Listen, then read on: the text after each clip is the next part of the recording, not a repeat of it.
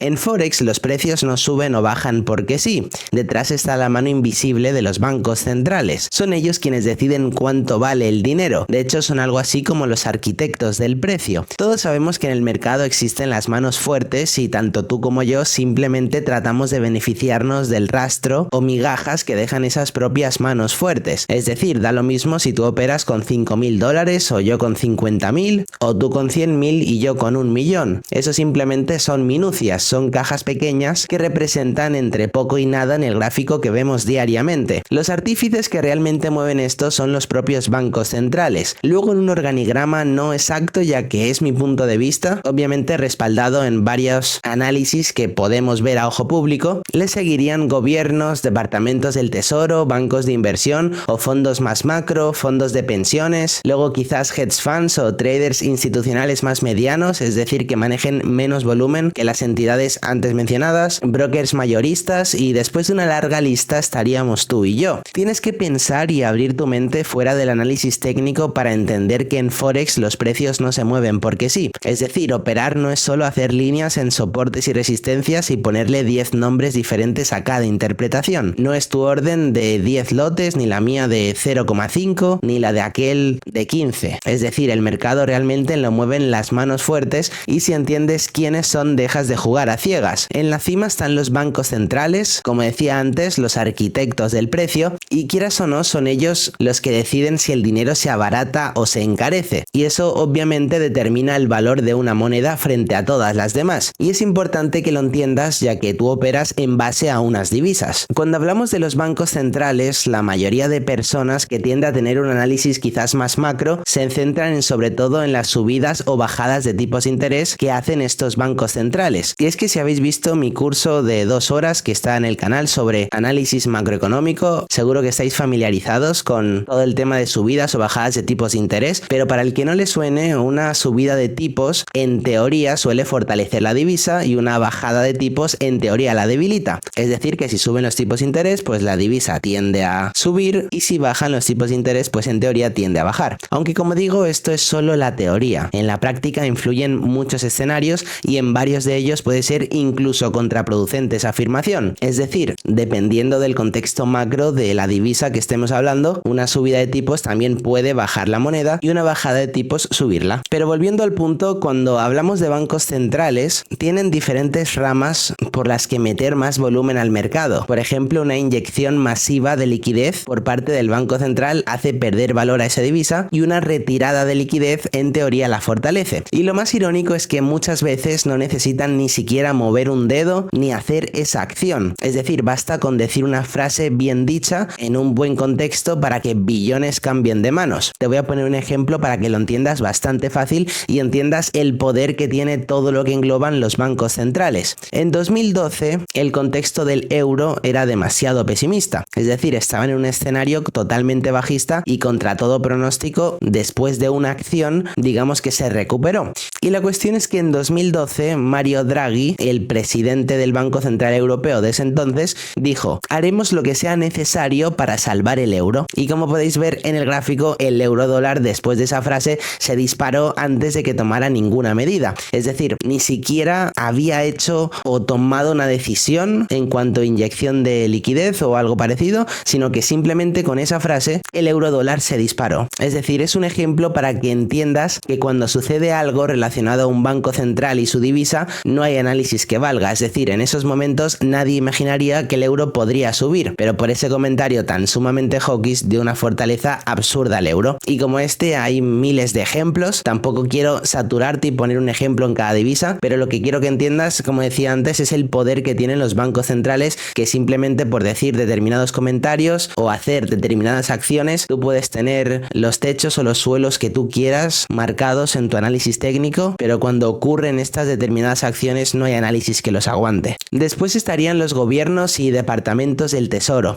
que aunque parecen más roles secundarios, tienen poder para intervenir directamente en el mercado cambiario, como se conoce. Y es que en el 2022, esto es bastante reciente, Japón gastó más de 20.000 millones de dólares en un solo día para frenar la caída del yen, provocando, como podéis ver en la foto, un rebote prácticamente inmediato en USD JPY. Y semanas después, cuando seguía rompiendo máximos, aumentaron esa esa intervención drásticamente, es decir, inyectando muchísimos millones más el día 21 de octubre, y fue cuando acto seguido vimos este cambio de paradigma, digámoslo así, y USD-JPY empezó a bajar drásticamente. Y como este ejemplo hay muchísimos más, pero aquí enlazamos un poco con los bancos centrales, es decir, es como decía antes, un evento así es irrelevante lo que tú tengas analizado en el gráfico, ya que pues no hay ninguna metodología que te adelante que algo así pueda suceder, a no ser que estés al día con todo el concepto macro que engloba tu par. Hay diferentes fuentes donde tú puedes estar pendiente de si un departamento del tesoro de un gobierno va a tomar alguna acción, pero por lo general la gente pues no tiene esa casuística o esa rutina de estar mirando el concepto macro de tu par, pero pues son acciones que pienso yo que te propulsarían mucho a la hora de tomar decisiones en el par que operas. Y es más, es que esto no es todo. Tú piensas que los gobiernos también pueden presionar para mantener su moneda débil y favorecer exportaciones, como lo ha hecho China mismamente durante años, y aunque no se hable mucho, muchos países acumulan reservas en otras divisas únicamente para tener, digamos, munición cuando quieran mover su tipo de cambio de forma estratégica que beneficie a su propia divisa. Aunque bueno, esto quizás es un poco más complejo, pero pues es un tema bastante interesante como para hablarlo en otro vídeo. Seguido de los gobiernos y los departamentos del tesoro, después vendrían los bancos de inversión y los grandes fondos macro, que quizás os suenen, como Goldman Sachs, JP Morgan, Citadel o Bridgewater, que quieras o no, entre unos pocos controlan la mayoría de volumen interbancario, ya que básicamente ellos no son como nosotros, ellos no reaccionan a las noticias, ellos las anticipan, ya que muchas veces el movimiento empieza horas o días antes de que tú veas el titular. Por ejemplo, antes de que den datos de empleo en Estados Unidos, no es raro que el USD ya haya subido o bajado con fuerza. ¿Casualidad? Obviamente no. Estas instituciones cuentan con exfuncionarios de bancos centrales, tienen acceso a foros privados, datos del mercado que no salen en el calendario económico que nosotros vemos. Es decir, ellos saben cómo piensan quienes toman decisiones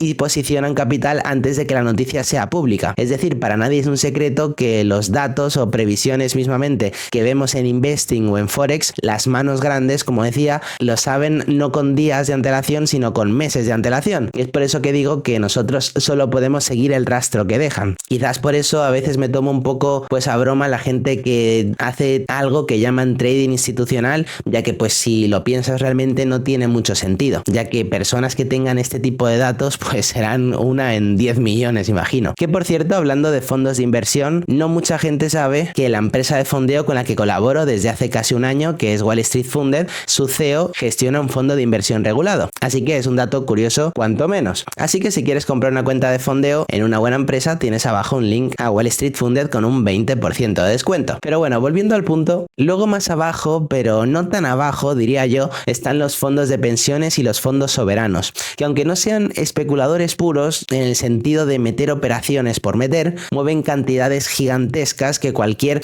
ajuste en su cartera puede alterar el equilibrio de un par de semanas. Es decir, tú piensas que el Fondo Soberano de Noruega, por ejemplo, maneja más de 1,5 billones de dólares, y si decide aumentar su exposición a activos en dólares, por ponerte un ejemplo, el flujo de compra puede empujar al alza el USD sin que haya una sola noticia macro. Otro ejemplo sería que fondos de pensiones japoneses, que obviamente manejan cantidades absurdas, si se centran en estar comprando bonos estadounidenses, pues implican casi que una venta masiva de yenes y compra de dólares, y quieras o no, eso impacta directamente en USD-JPY. Entonces, como digo, aunque no tengan lo mismo en común, en síntesis, que los fondos de inversión o que otras entidades que su foco sea el operar, al mover tanto volumen pues pueden afectar casi que indirectamente el precio de determinados activos. Básicamente por eso que digo de que compran en otras monedas o venden en otras monedas, lo que les hace pues desprenderse de la anterior moneda. Puede sonar un poco confuso, pero creo que se entiende bastante bien. Es más, esto es muy interesante, ya que el 99% seguro que no lo sabe, pero mismamente las grandes corporaciones como Apple o aerolíneas así gigantes pueden impactar mucho, aunque no hagan operaciones al uso como tú o como yo en USD-JPY. Es decir, no todo el movimiento en Forex es especulativo, una gran parte vienen simplemente de movimientos como coberturas. Me explico, imagínate que hay una empresa de máscaras, por ponerte un ejemplo,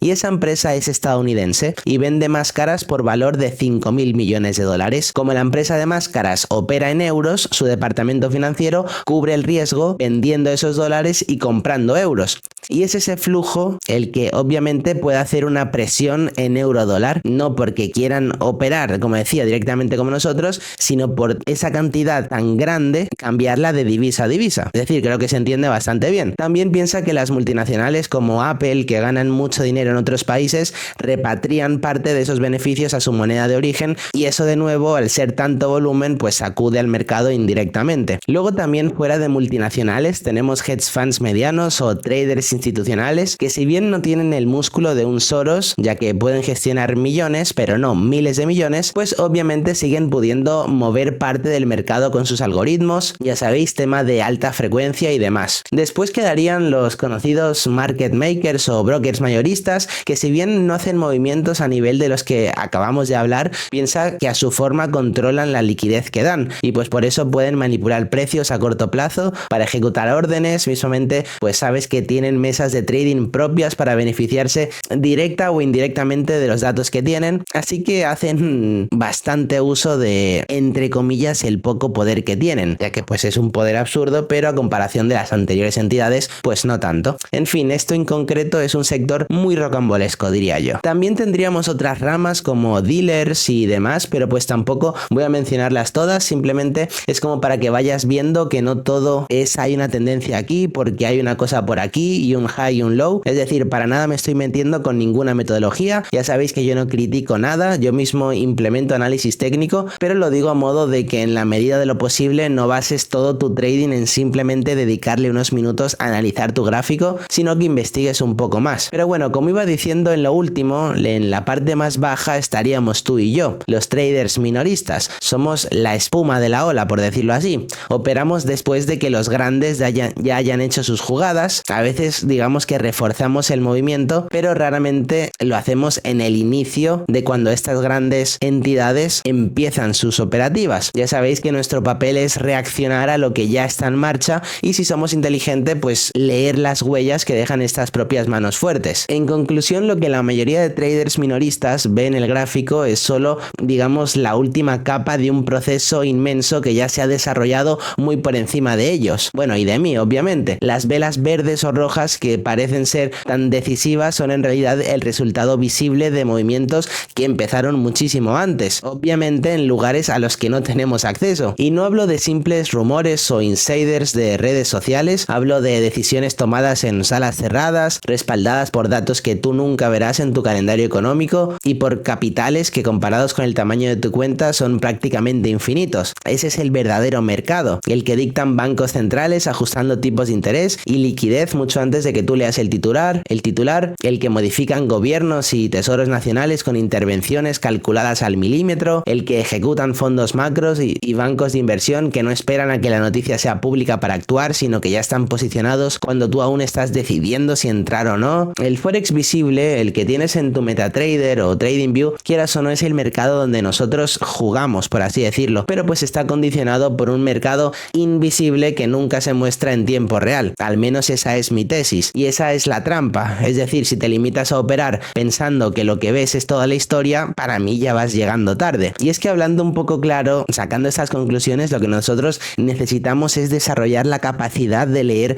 esas huellas que dejan todas estas entidades de las que te mencionaba, porque quieras o no, al ser tanto volumen, siempre hay movimientos que, si bien no podemos anticipar, podemos meternos justo en la inyección de precio. Pero pues bueno, yo creo que eso ya son años de práctica y sobre todo de ojo de trader, diría yo, para poder identificar estas inyecciones de precio. Entonces, como decía antes, no quiero ofender a la gente que opera solo por análisis técnico, es decir, esa no es mi finalidad en lo absoluto. Lo único que digo es que el trader que vive pendiente solo de patrones y soportes, considero que está peleando una guerra un poco con un ojo o los dos ojos vendados. En cambio, el que entiende quién está detrás de cada movimiento y qué objetivos persigue, quieras o no, empieza a operar con una brújula real. Y aquí hay que ser claro, es decir, no se trata de adivinar, sino de observar, registrar y entender el contexto. Si un banco central empieza a endurecer su política monetaria, puede pasar X situación. Si un fondo soberano aumenta su exposición en una determinada divisa, eso puede repercutir en la divisa que va a cambiar. Si una multinacional anuncia una repatriación masiva de beneficios, eso quiere decir quizás que va a mover euros o dólares a otra divisa, y esa otra divisa puede crecer. Es decir, todo esto no es ruido, todo esto es información, y eso es lo que quiero que empieces a entender. Y si quieres meterte más en este mundo, sobre sobre la macroeconomía te espero en el curso que te está apareciendo en pantalla. Nos vemos.